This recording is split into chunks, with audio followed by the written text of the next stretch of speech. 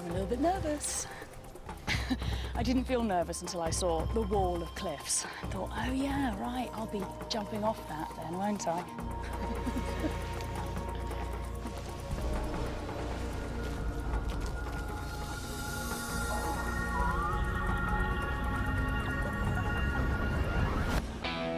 I'm Lucy Cook, and I love freaks. I am immune to cute. I do whatever it takes to seek out the world's strangest creatures. Ow! In the wildest places. I'm on a mission to show you why nature's oddballs are truly the most amazing animals on Earth.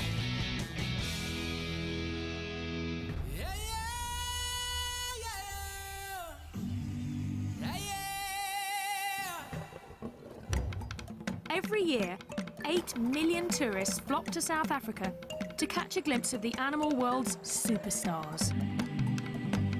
The so-called Big Five.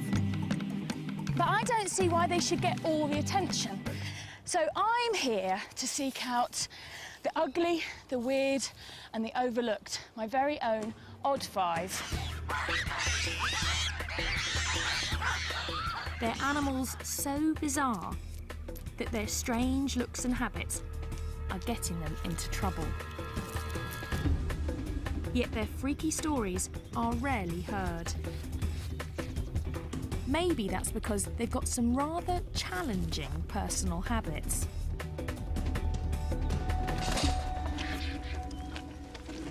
Like vultures that feast on dead and sometimes decomposing bodies. That's half a cow. It's a little bit smelly as well, I should add. But this gruesome diet is now killing some Cape vultures. Look at the wingspan on that! They're being accidentally poisoned. This couple takes in the victims and nurses them back to health. Here we go. Dinner time.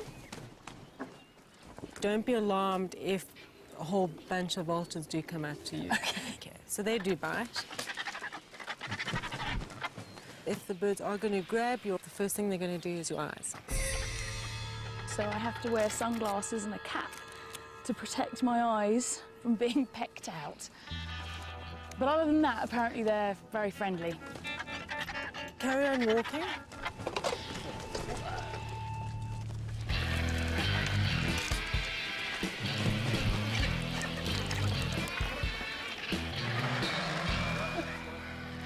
I love all the argy-bargy. Hissing and strutting and posturing. Just careful, careful, careful. Just had a finger. That is not for tea. Ayla over there, her speciality is to go in and quickly grab the liver. She loves the liver. Really? Just like Hannibal Lecter?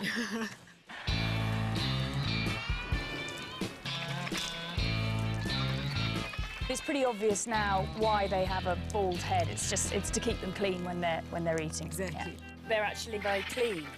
They are. Every time they eat, they go and bath afterwards. They're a bunch of neat freaks, and they make life safer for everyone else. There could be anthrax, botulism, all sorts of nasties in that carcass. They don't get sick because they've got such an acidic stomach that their poo is a disinfectant. Theoretically, you could eat after a vulture's pooped on your hand. I'm not quite sure I'll do it. You've got to practice what you preach. You can't go around telling everybody they can use vulture poo as disinfectant and not have tried it yourself. That's a theory. The bird's stomach acid counteracts natural poisons, but not man-made ones. And that's the problem for many of these birds.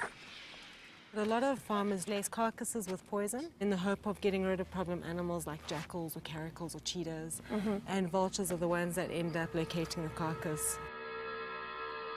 Now, after 8 months of rehab, 2 lucky birds are ready to return to the wild. We're going to go and try and catch a vulture. We're after that bird right in the middle. On the top. Yeah. Now we'll have a good idea how he flies. Here he Check his goes. flying. He's flying, looks okay. So I'll walk towards this way. Lucy, if maybe you walk close to the perch. Okay.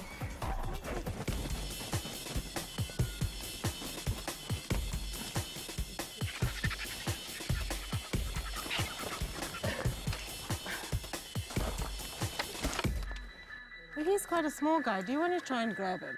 All right. From that way. That's okay. it, yeah. And the most important part is not to let go of the head. That's the number one. Number one, don't let go of the head. They're very wriggly, so just... Very wriggly. Okay, I've got hold of it. Wow, it is wriggly, isn't it? Hold Whoa, higher. it's so wriggly. Yeah. Okay, hold higher. You're going to hold it up against your chest. I'm going to toss him like that. And My keep hand's his quite head- small. Keep his so- head away from your face. Don't Okay, let yeah. it get too close. Okay, now you're going to hug him. So I'm going to pass him to you. You're going to kind of hug him. Okay. Okay, you okay there? Yeah, just. Whoa, he's strong. Okay. Have vulture will travel. Going to turn into the narrow tar road. You follow that all the way up. We take our birds to a spot where they can join other Cape vultures in one of the last surviving colonies. These birds only live in southern Africa.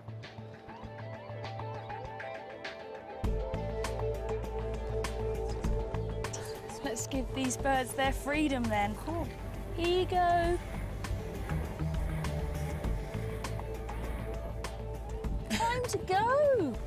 There you go. Look, it's time to be free. This whole area, it's all for you again. I can't really believe it. No. There we go.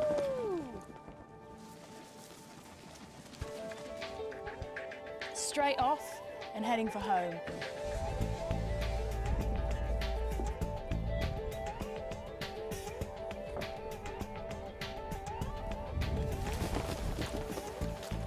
While many vultures nest in trees, Cape vultures are particular. He's heading straight for the cliffs.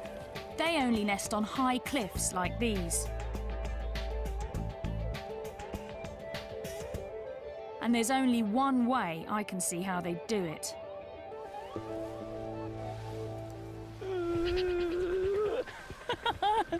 I'm a little bit nervous. I didn't feel nervous until I saw the wall of cliffs. I thought, oh yeah, right, I'll be jumping off that then, won't I? Just about to jump off a cliff. What do you get me into? That's Phil, my intrepid producer. Whoopah! Whoa! Oh my word! Oh my God!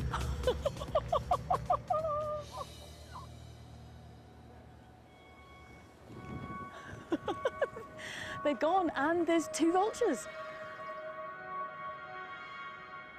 What people know about vultures is that they're fantastically ugly, but what people don't really know is that they're the world's highest flying birds. And in fact, one vulture even crashed into a jet at 37,000 feet. I'm hoping we don't have to go that high. We won't be going that high, will we? No, not today. You promise? Okay. Paragliding reveals how surprisingly curious and social the vultures are. You can see the birds coming out and joining them already. Oh, wow!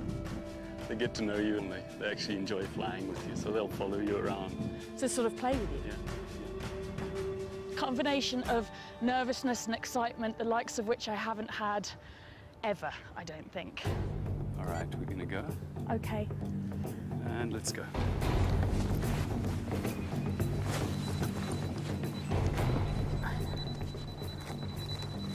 All right, and run. Run. Yeah.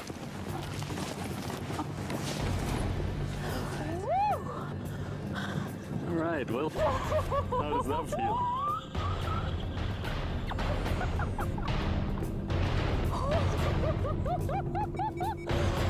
My knuckles are white. It's incredible though. And there are the vultures. Oh my word. Wow, they are all around us.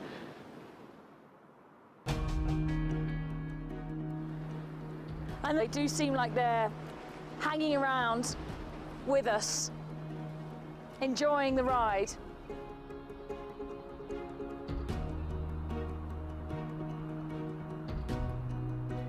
This is how you should see them to appreciate their beauty. And their extraordinary skills. So this is the perfect introduction to South Africa. South Africa is made up of all sorts of different micro-terrains, each with their own peculiar creatures. These cliffs are one of those unique hotspots. I can see right over the cliff where they're nesting now. It's 25% of the world's Cape vultures are nesting in these cliffs. Vultures are paying a high price for their taste for dead flesh. And now, even their keen eyesight is getting them in trouble. A threat I want to know more about. There's a big muti market here. Muti is traditional medicine. And apparently, vultures are a popular ingredient. There's everything here, actually. There's a lot of herbs and plants, and then just a lot of unidentifiable bits of animal. Oh, this was a big snake. Python. It's a python. Is that a cheetah or a leopard? Here you've got a whole baboon. That's what. You've got a lot of stuff, haven't you? Yeah, we have a lot of stuff. This is the wings for the vulture. That's a wing of a vulture? Yeah. Oh my God. Okay. What's your best stuff? What's your biggest seller? Vulture brains. People want vulture brains. That's the big seller, is it? Yeah. How to use And- this one? You can make powder. Yeah. And then you can put here. And Okay. then you can smell. It helps so you can see to the future, you can see what's coming, and they can give you this to open up your mind. Dimmy was once a student of all this, and I've asked her to be my guide. Also, it's good for gamblers. Yeah, it's good for the lotto. The lotto number. Lotto number. Right, okay. As if it wasn't bad enough that they got farmers poisoning them, they're also getting their brains sniffed in order to win the lotto. The belief is that the traits of the animals transfer to the buyers. The vulture's got amazing eyesight and makes you be able to sort of see into the future. So, Dimmy, can you help me? Does he understand that the vultures are endangered and that there's not many vultures left? Okay, ufungwazi ukuthi mhlambe ngevulture wangifana noma usala ngembuzi nge-A1. Yeah, I know. Yeah, it's true. But it's a business. Yeah. It worries him, but it's a business. It's part of a tradition begun centuries ago, before other threats put these animals in so much danger. There are clearly an awful lot of endangered species here. This is a scale of a pangolin. I love pangolins. Pangolin scale. A pangolin scale is said to protect you from evil, wrapping you in armour like the animal itself. In 2011, at least 8,000 of these bizarre mammals were seized from black marketeers. Some of them want their scales, while others are after their meat. In China, it's considered an exotic delicacy. They may be the weirdest of the freaky five, and I'm not leaving Africa until I've seen one.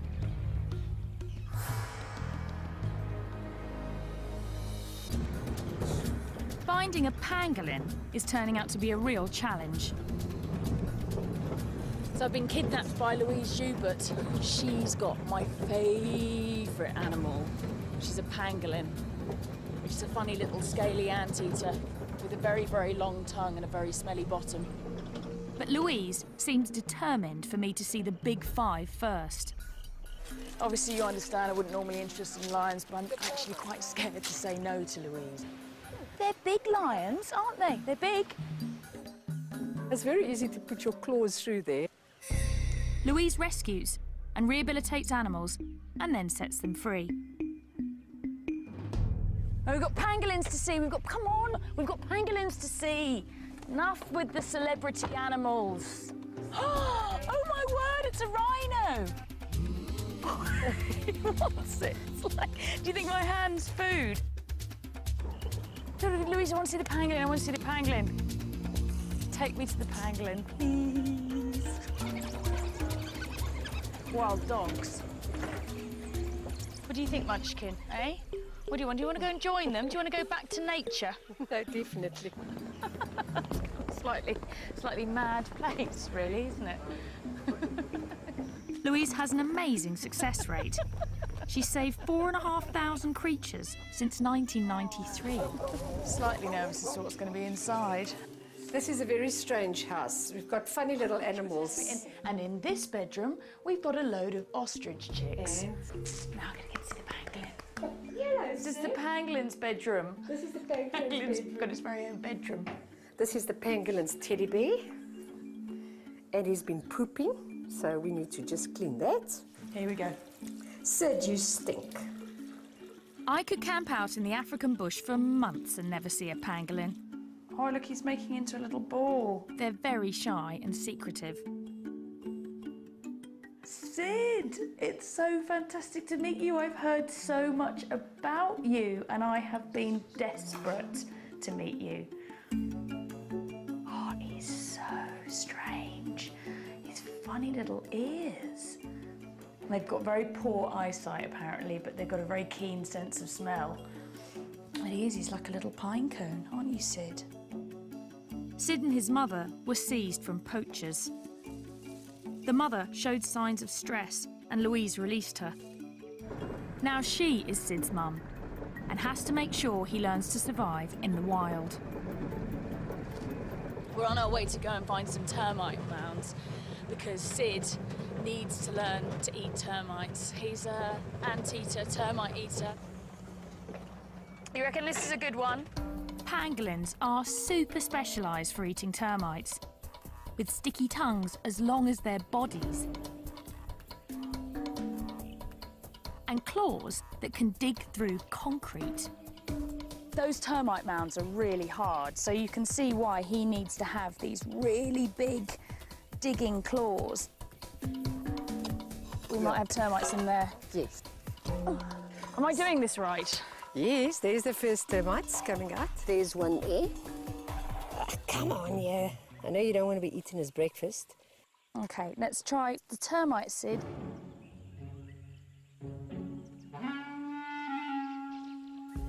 Come on, Sid, there's a termite. The termite, Sid, is there, right in front of your nose. No, OK. It's there. There it is. Look, there. Look, termite. That way. Possibly still too small. We don't even know which particular type of termites he likes, or ants, or whatever, but we'll find out. Yeah. Soon, Sid should be able to sniff out termites from hundreds of metres away, and hopefully other pangolins. They communicate to each other by leaving scents from a gland in their bottom. And that's how it smells very bad to humans, but it probably smells fantastic to other pangolins. And so this just must be a crazy amount of new smells going on out here. See how he can curl like that into a ball? That's their defence, is that he can curl right up like that. It's the perfect time for Sid to start hunting for termites. They're emerging from their underground hideouts because the rainy season is starting. Look at that, big storm. But I'm afraid the weather will send the next of the Freaky Five running for cover. That's that pre-storm wind, here it comes. It's been so hot all day, and now this wind started up, and that always means, that, yeah, I can start to feel it now. Suddenly the temperature has just dropped. I might go inside the car, actually. And now there's a hailstorm. Even the weather's odd. And it's going to make finding the crazy lizard I need to see next a little bit insane.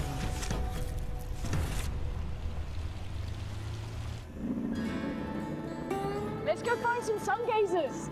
We've travelled in search of this incredibly rare lizard, and hardly anything is known about it, except for the fact it's called a sun gazer. That's a burrow. That's another burrow there. My guess is that means it likes to gaze at the sun.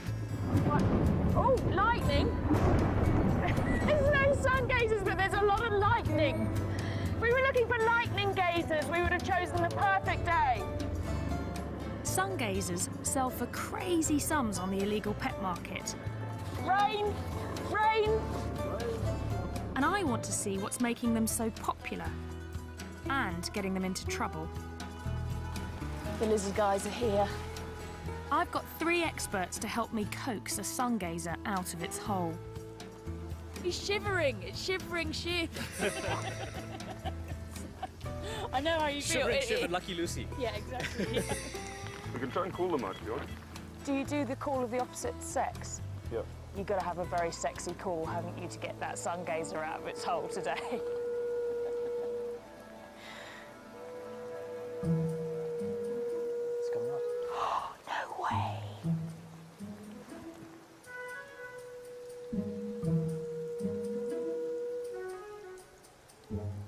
I'm just messing with you. Oh, I was all excited. I did think it was weird. I was thinking to myself, they really make that noise? I'm thinking, well, I don't know, I'm in South Africa, I've never been here before. It's like anything could happen, but... Luckily, the lizard men have some they're studying that they want to release. In this bag, the holy grail, the famous sun gazer lizard. Wow, he's cool. Look, he's so thorny. She. Look at her. These sharp spikes help make the sun gazer a hit in the pet trade. They're there for protection. These spines, these are the occipital spines, and these are what they stick into the roof of their burrows, so they can't be dislodged. I see, so their defense is to sit in the burrow with the head down, the tail sticking out, and then if a meerkat or something comes along and tries to yank one out, these spines around the head yank on, and then they can't pull them out. The burrow's also for defence. And we want to return this girl to hers. There it is. This one's a really nice hole. I would like to live in there. Would you? No, look at it. I mean, it's got a nice runway. It's well furnished. Not too long grass. Not Two bathrooms.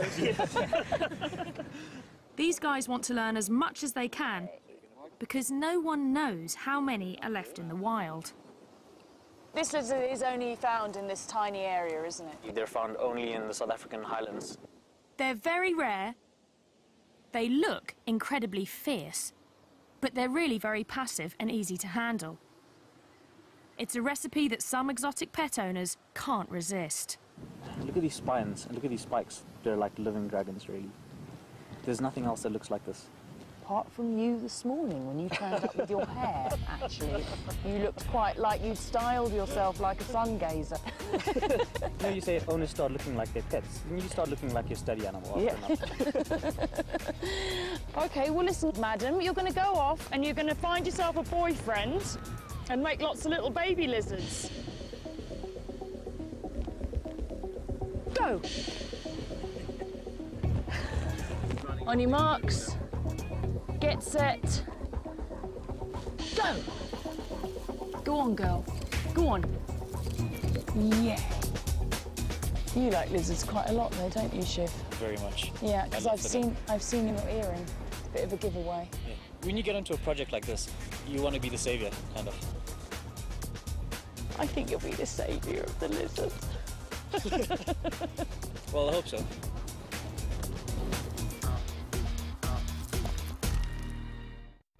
Burrowers like the sun gazer are found all over South Africa, where protective tree cover is in short supply. There's the aardvark, an anteater with the snout of a pig, the ears of a rabbit, and the tail of a kangaroo. They can weigh as much as a human. Aardvark burrows are often taken over by the honey badger. But the honey badger doesn't give a damn. He's such a badass. But for one of South Africa's oddballs, its protective burrow is turning into its tomb. You won't believe what I'm going to do. I'm going to go and rehouse a spider. We need that. You need a big knife. We need a big knife. This is Donald. Donald Stridon. And Donald's the patron saint of this spider. We're going to do some aggressive research. Aggressive research? We're going to need the relevant equipment here. Donald served in the South African Army and is ruthlessly efficient. You don't want to leave anything behind. You don't want to leave anything behind, no. We're stuck in the bush somewhere. The spider we're after is known as a tarantula in most of the world. Here, it's called a baboon spider. We have water containers, yes, check. Let's take some weather monitoring equipment. Do you need gloves? We We need to get camera, GPS. We don't need gloves. Okay. Spider safari. Yeah. So these spiders, they only really live in this area around here. About 150-kilometer radius from where we are now, and that's it. The only place in the world that you find this spider. That's the problem. Throughout southern Africa, tiny areas are home to unique animals found there and nowhere else in the world. Like the sun gazer, the Cape vulture, and the golden brown baboon spider. Unfortunately, the spider likes a kind of soil also popular with home builders, and it refuses to move, even when the bulldozers come. It's going to tuck down right under there, panic, and as soon as they cover it over, slow, terrible death. So we absolutely need to move it. So this is an emergency situation. Yeah, this is one. So that's where the spider is. Now, golden brown baboon spiders need very special attention. They're very finicky, and we have to be finicky too. So the technique of capturing the spider is not to make too much disturbance so that we don't spook the spider. The first step is to lure this very sensitive spider out of its hole. Now, Donald has thought this through and has developed a special method, haven't you? Which involves faking a rainstorm. Here comes our rainstorm. You've got to make thunder sounds, eh? That's it, perfect. Just carry on like that. Kay's coming out. She's coming. She's coming. There we go. You're doing such a good job. So there she is.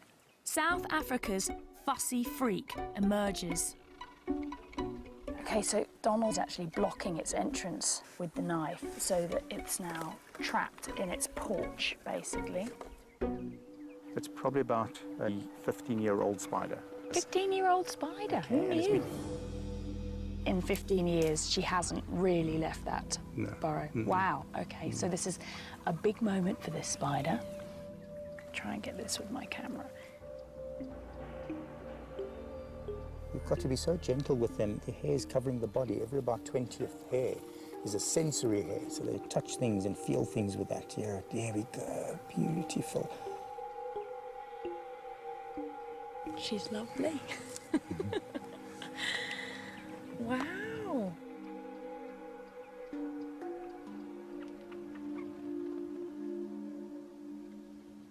She's kind of on your hand already. Is she really already? Yeah, you hardly feel it. You know. I can feel it, yeah. Wow. I'm slightly worried she's going to run into my shirt sleeve. She won't run too fast. How long does it take for the spider to build this hole? Took it about 5 to 7 years. That's incredible. I totally understand why it wouldn't want to move. The hole is the spider's life's work. It won't simply dig another once we move it. So that's half the job? Less than half. We need to get a mould of that hole. If you don't shake it properly, it doesn't foam nicely. Yeah. Now Donald is making it his life's work to figure out exactly what the spider likes. That's it. Ooh. Okay, we need to get a GPS reading here. We need to get weather conditions. Donald's quite serious. 24 degrees, 22 minutes. Yeah. So how many spiders do you think in total there need to be relocated here? Well, looking at the map and how many houses are going to be built here, with each house there could be at least maybe 2 or 3 spiders. So multiplied by 200, 300 houses. It's a lot of work. Donald could end up doing this 1,000 times. Meanwhile, our finicky baboon spider still needs a new home. We should use this area. This is our spider's home. This is what was underneath. And we're going to start making a hole for her in the hope that she'll continue and make the rest of the boot. Yep, exactly. Okay, So what direction? We were 24. What do you say about that spot? Donald has learnt to be as fussy as a spider, having to try and rehouse. How many have you tried? And I hate to say failed, but I mean it's... Probably about close to 50 that we've worked with. 50, yeah. 50. Of the 50 spiders, just one has accepted its new home. Right. We have a whole bunch here that we have in captivity. They're all waiting for homes. So until we find what the recipe is. And you've got to be very careful about what you're doing here, ma'am. Really? Lucy, yeah, you're scraping the hole wider and wider. That's no good. God. You see what you've done there? You've messed it. I have... Oh, my God, I've ruined it. So I have to start a new hole.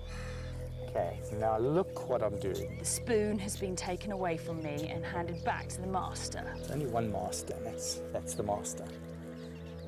Such love. Would you like to do the honours? I would love to do the honours. So I'll just put it straight into your hand. Okay.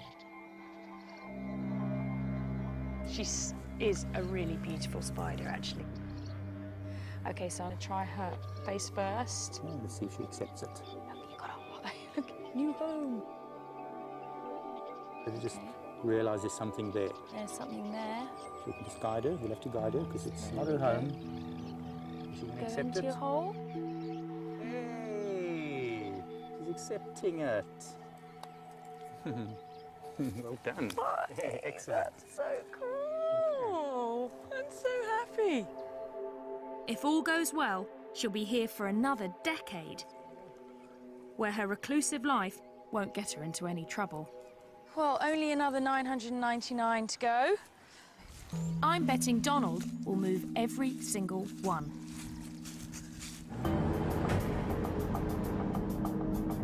The spider would be helpless without Donald. But the last freaks on my safari help each other. And they're paying a steep price for it. They're bold creatures, far stronger and more agile than humans, with fangs longer than a leopard's. But it's the Chukma baboon's brain power that gets him in trouble.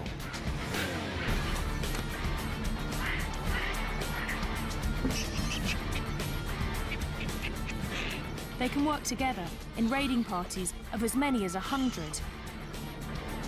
Not the kind of creature you want to come home to. Unless you're this guy. Yeah, that one looks like he's really quite pleased to see me. The penal display. Just go inside. Go inside? Yeah. Okay, all right. Hello, guys. Matthew and I are becoming friends, aren't we, Matthew? Yeah? You like what you see? When baboons clash with humans, Bob rescues them. Hey, you are a naughty baboon. Yeah, you are a naughty baboon. Yeah. I've only just met Bob, but he seems to be half baboon himself. I've been crapped on. Oh, God. Once you're back home, you're going to miss the smell. Really? Do you know what, Bob? I struggle to believe that. So where did these babies come from? Matthew had been saved from a tribal medicinal trade. Others were orphaned when their mothers were shot. They've had a narrow escape, haven't they? Today, many of Bob's baboons are supposed to go back to the wild. But it's something he's never tried to do before. I'm going to help relocate almost 20 baboons. It's an event Bob has worked towards for decades, as he's learned to forge rescued animals into one cohesive troop. It's a massive day for Bob today. Like a sort of baboon wizard, he's collected a group of unloved baboons that have all come from different horrific situations and rehabilitated them here. And today's the day that we're going to dart them and move them to their new enclosure. It's the final step before these exceptionally smart animals are released for good.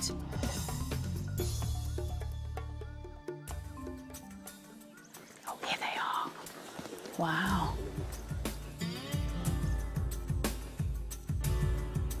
Look at these eyebrows now. Yeah, his eyebrows are wagging up and down. Yeah, we believe that they are real psychological experts make eye contact and they can reach your soul. Scary prospect. Baboons are very social, but creating a troop from scratch is not easy. You need the right mix. After years of trial and error, Bob's finally found it. Just recently, this group has come together to raise their newest member. There she's now there. You can see her there with a baby. I can see Daisy with a baby, yeah. When she came in, she was exactly the size of a baby. No, Yes. really? Yeah, now she's going to be... I want to cry. I was going to say, Bob. She's going to be released now with her own baby. Oh, that's amazing. It's going to be an intense day. Now we have to outsmart them. Easier said than done. Know that they're very intelligent. They will know quickly what we're up to. And you must be alert. They are potentially very dangerous animals. Okay. I feel quite nervous, actually, because these are big animals. We don't want things to go wrong. First, we lure the animals into a smaller enclosure to sedate them. It's great. Look at that. It's great. Is he going to go in? Looks like a shoulder. He's gone in. One of the lead males that we really wanted to get into the cage early on. We've got him in the cage. Then we get Daisy and the baby. Come on, two more, just two more. Two, okay. There you go. Got it? Yeah. Try. We've managed to get 8. 8. We've got 8. Good.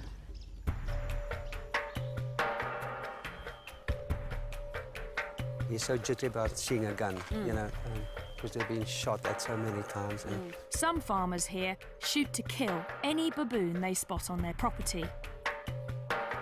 We want to capture the big male first, or he could make things more difficult.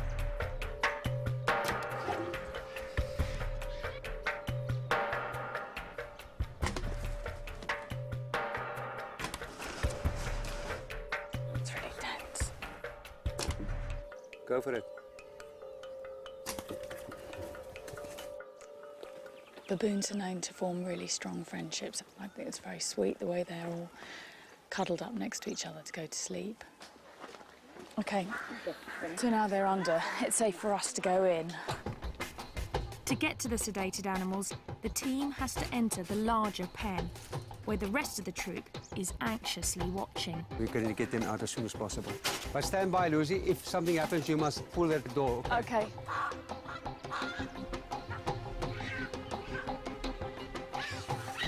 Hear that? The minute that the baby starts crying, they will... Oh, they can tell something's going on. Yeah, they're going crazy because of the baby. Now with the baby making the sounds, then we must take them out immediately. I've got it, yeah, OK.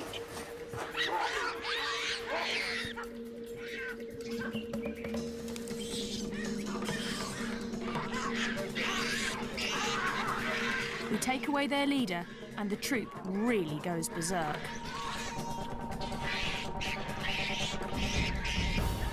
Once strangers, these baboons will now do anything to protect one another. And that includes taking us on.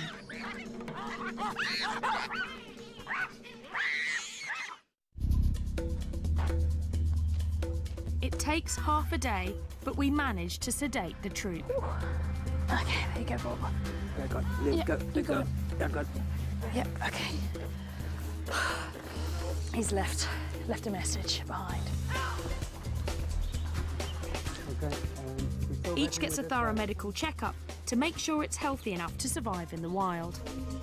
It's a lot softer than you'd expect, given that they walk on their hands all day long. Baboons have evolved to forage on the ground because of southern Africa's lack of forest. Some think that's also why they have such huge canines, to fend off predators. Whoa, look at that. This is for the canine. If you feel the back part of it here. I will check. I can feel that. Behind that tooth is razor sharp. Okay, Wow. Can you hold it loose? Oh my word. You got? Yeah, I've got him, yeah. Okay. At last, they're ready to go. So we're putting the baboons in these boxes so that they can be easily transported to the site where we're going to release them. What's going on, eh? You and Mum are going to wake up somewhere completely new and then you're going to be wild. You're going to grow up to be a wild baboon. Yeah, that is. Okay, there we are. Right. Well done, first stage, all good. Bob has found the baboons a home on a nature reserve 80 kilometres from the nearest town. This is the new home. Have you chosen baboon heaven? Absolutely. This is the ultimate baboon habitat. Yeah. We need to make sure the baboons will stay together. So we'll first release them into a temporary, electrified enclosure. That's just so that they get used to this area and stay as a group. And then, after a couple of weeks, I'll turn the electricity off, build some bridges so that they can then expand beyond the fence, and then eventually the fences will come down and it'll just be them in the wilderness. Here comes the big boy. Look at them pulling in the pipe. The baboon's got hold of the pipe. 19 baboons in these boxes that would have died or led some horrible, grim existence as pets. And they are about to have their first taste of freedom. And everybody's very excited. No one here has ever done this before. We've got Daisy and the baby in here, and they're going to go in first. Are you guys ready? Yeah. Here comes Daisy, guys. Here comes Daisy. Woo! There she goes. They're kind of looking around like, what the hell happened there? 3, 2, 1.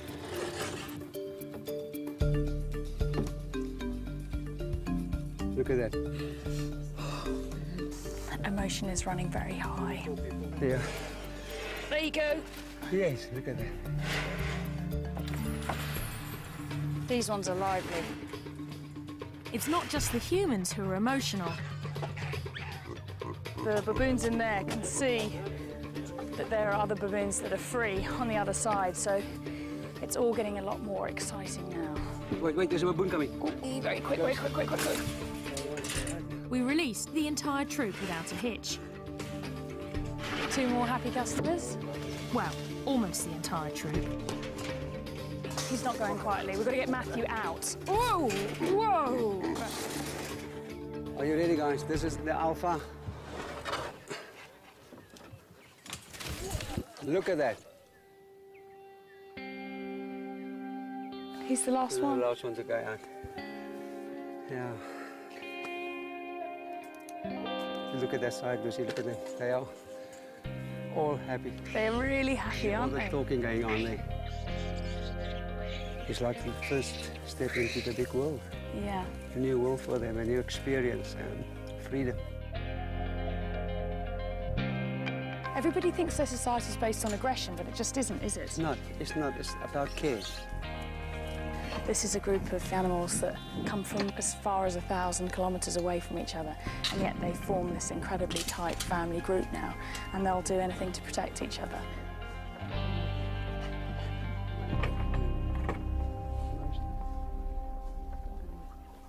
Oh, it's hard. You can't not be moved by this, can you? You know, it's like, it's an amazing, amazing moment. To survive in the bush, these baboons will need every bit of their extraordinary ingenuity. But here, they'll be far away from the human influence that turns their strange asset into a liability. Like the rest of South Africa's Freaky Five, their oddness works in this wilderness. And it's here we can see they're all as wonderful as they are weird.